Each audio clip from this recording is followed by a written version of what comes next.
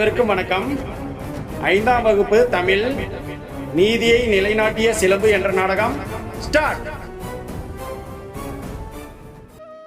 ஐயரே, மதுரை நகருக்குள் வந்துவிட்டோம். கவலைப்படாதே கண்ணகி, நான் இருக்கிறேன். உன் கால் சிலம்பை கொடு, அதை விற்று பணத்துடன் வருகிறேன். அதை வைத்து நாம் தொழில் செய்து பிழைத்துக்கலாம். சரிங்க ஐயரே.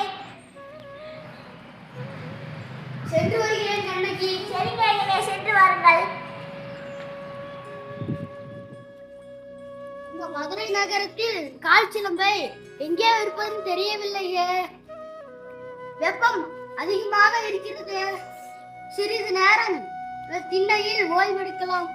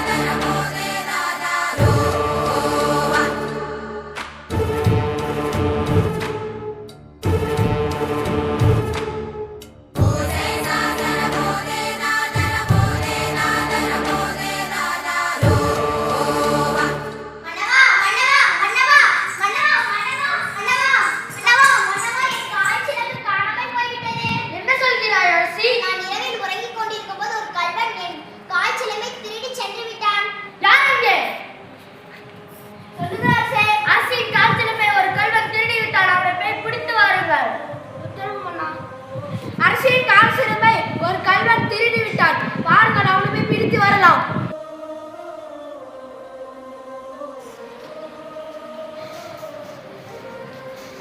இங்கே பாருங்கள், ஒருவன் உறங்கிக் கொண்டிருக்கிறான். அவனை விசாரிங்கள்.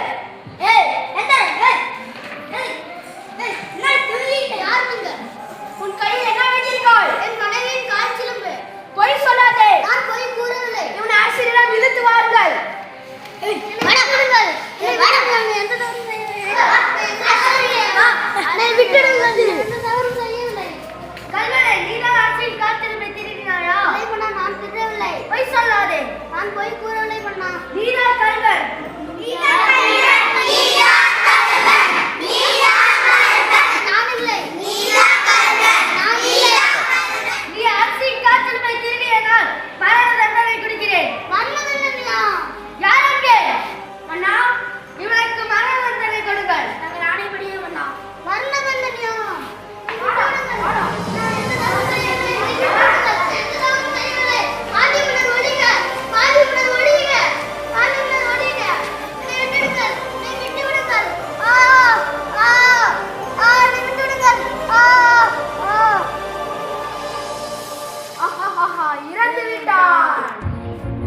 மூச்சிலே தீயுமாய் நெஞ்சிலே காயமாய் வறண்டு போன வீழ்கள் வாழ்ந்தே.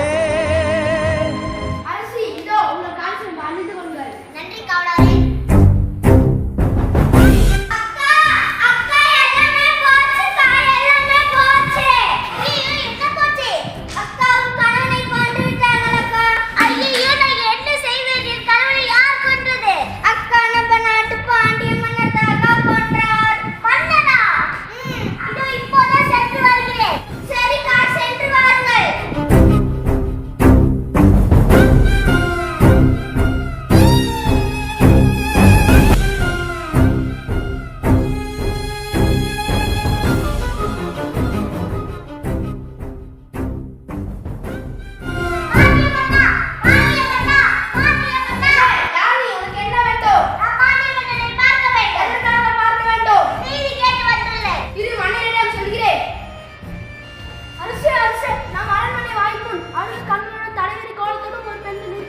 அப்படியா?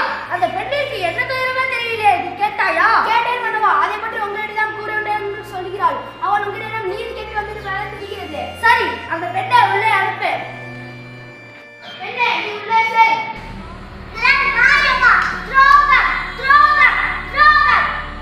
இளங்கொடி போன்ற பெண்ணே, நீ யார்? அழுத கண்களோடு எம்மை காண வந்த காரணம் என்ன? உனக்கு என்ன வேண்டும்? ஆலயமல் நீதிபதியே மன்னனே, என்னையா யார் என்று கேட்க சொல்கிறேன் கேள். உலக உயர்க்க மன்னம் ஒரு புறாவுக்காக தனது உள்ளியை தந்த சிவிபலனை பற்றி அறிவையா? பசுவின் கண்ணை தேர்காலால் இட்டுக் கொண்ட தன் மகனையும் அதே தேர்காலால் இட்டுக் கொண்டாரே மனுநீதி சோழன், அவரை பற்றி அறிவையா? பெண்ணே, நான் கேட்ட வினாவுக்கு நீ இன்னும் விடை கூறவில்லை. அதை விட்டு விட்டு நீ வேறு எதையதையா கூறிக்கொண்டிருக்கிறாய்.